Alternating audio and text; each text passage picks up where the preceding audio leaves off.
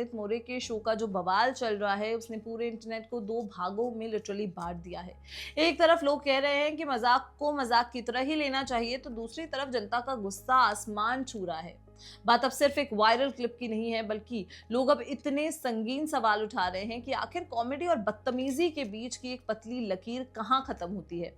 एक सस्ता सा क्राउड वर्क वीडियो कैसे एक पूरे देश का मुद्दा बन गया है, आज हम इसी के बारे में दिल खोल कर बात करने वाले हैं और देखने वाले हैं कि क्या वाकई हमारा कॉमेडी कल्चर जो है वो खराब होता जा रहा है। तो चलिए कहानी शुरू करते हैं उस 370 रुपए की चिकन बिरयानी से जिसने इंटरनेट पर सुनामी ला दी। होता क्या है कि प्रणीत मोरे के शो में गुड़गांव का एक 22-23 साल का लड़का हिमांशु जांगरा ऑडियंस में बैठा होता है और जब कॉमेडियन उनसे इंटरैक्ट करते हैं तो वो बड़े गर्व से किस्सा सुनाता है कि कैसे वो एक लड़की के साथ डेट पर गया, 370 रुपए खर्च किए और बदले में फिजिकल इंटीमेसी एक्सपेक्ट करने लगा। अब सोचो, शो में तो लोग इस बात पर हंस दिए और कॉमेडियन ने भी इसको गुड़गांव का पीक कंटेंट बता दिया और उसको भी हंसी में उड़ा दिया। लेकिन जब ये वीडियो क्लिप इंटरनेट पर वायरल हुई तो लोगों ने पूछा कि क्या एक प्लेट बिरयानी से किसी लड़की के कंसेंट को खरीदा जा सकता है। ये घटिया ट्रांजैक्शन वाली सोच लोगों को बिल्कुल हजम नहीं हुई और अगले ही दिन उस लड़के की नौकरी भी चली गई। अभी लोग इस बिरयानी वाले मामले पर गुस्सा निकाल ही रहे थे कि लोगों ने प्रणीत मोरे के ही शो से एक पुराना वीडियो निकालकर बाहर फेंक दिया है। और भाई ये वाला क्लिप तो पहले से भी ज्यादा हैरान कर देने वाला है।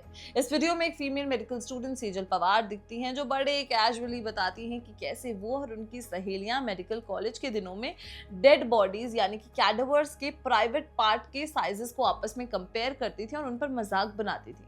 अब जैसे ये वीडियो वायरल हुआ, सोशल मीडिया पर एक अलग ही बहस छिड़ गई। लोग कहने लग गए हैं कि जो लोग मेडिकल साइंसेस के लिए अपना शरीर दान करते हैं, क्या उनकी डिग्निटी का इस तरीके से पब्लिक प्लेटफॉर्म पर मजाक उड़ाया जाएगा? क्या ये सही है?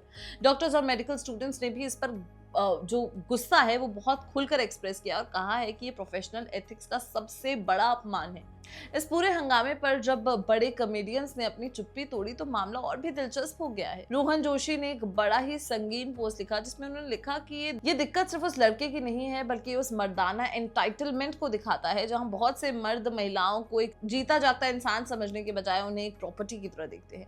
वहीं दूसरी तरफ अदिति मित्तल ने कहा कि उन्हें इस वीडियो को देखकर बिल्कुल हैरानी नहीं हुई, क्योंकि लड़कियों का मजाक बनाना और उन्हें नीचा दिखाना मर्दों के बीच एक बहुत ही आम बॉन्डिंग रिचुअल बन चुका है।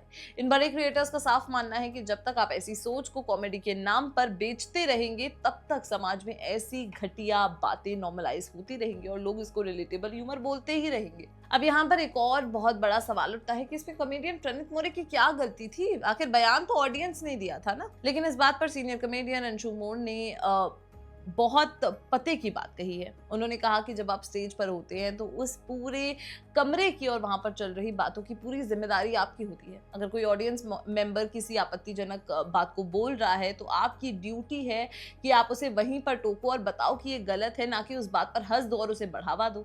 और सबसे बड़ी बात ये है कि लाइव शो में जो हुआ सो हुआ, लेकिन आपने उस घटिया बात की प्रॉपर 90 सेकेंड्स की रील बनाई, उसे एडिट किया, उसे फिल्टर किया और व्यूज बटोरने के लिए इंटरनेट पर अपलोड कर दिया।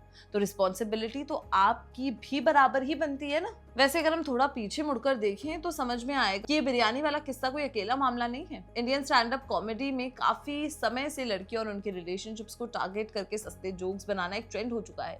याद करिए जब जाकिर खान ने एक फीमेल फैन को स्टेज से कह दिया था जिसने टिकट के पैसे दिए हैं उसे लव यू बोलो, या फिर हर्ष गुजराल ने वो मशहूर 6,000 रुपए वाला जोक जिसमें डेटिंग को एक फाइनेंशियल ट्रांजैक्शन की तरह दिखाया गया था। समय रैना ने भी एक रोस्ट शो में कुशा कपिला के डिवोर्स पर ऐसे जोक्स मारे थे जिससे उन्हें डीह्यूमनाइज्ड फील हुआ था। ये सारी बातें दिखाती हैं कि हमने धीरे धीरे मजाक के नाम पर महिलाओं के अपमान को इतना ज्यादा नॉर्मलाइज कर लिया है कि अब 22 साल के लड़के खुलेआम ऐसी बातें बोलने में जरा भी हिचकिचाहट नहीं कर रहे हैं। थोड़ा ज्ञान की भी बात करते हैं और समझते हैं कि आखिर ये स्टैंड अप और क्राउड वर्क आखिर होता क्या है और उसका असली मतलब क्या है। पुराने जमाने में चाहे वो ग्रीक एरा हो या मार्क ट्वेन का कॉमिक लेक्चर, कॉमेडी हमेशा पावरफुल लोगों पर तंज कसने और समाज की बुराइयों को आईना दिखाने के लिए यूज की जाती थी। इंडिया में भी साल 2010 के आसपास जब स्टैंड अप कॉमेडी शुरू हुआ था तो इसका एक अलग मजा था, लेकिन आजकल क्राउड वर्क का क्रेज बहुत बढ़ गया है, जहां कॉमेडियन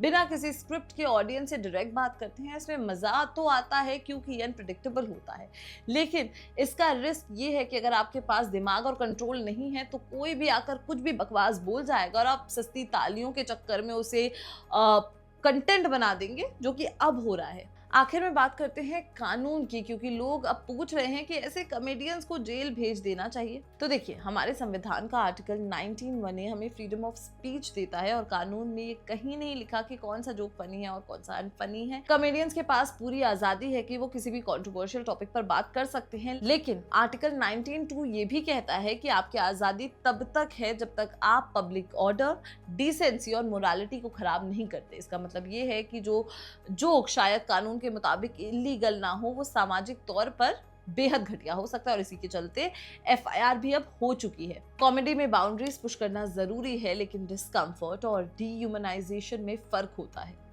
तो दोस्तों, इस पूरे मामले पर आपका क्या सोचना है? क्या कॉमेडी वाकई अपनी हद पार कर रही है? हमें कमेंट सेक्शन में जरूर बताएं। Till then keep watching Bollywood live.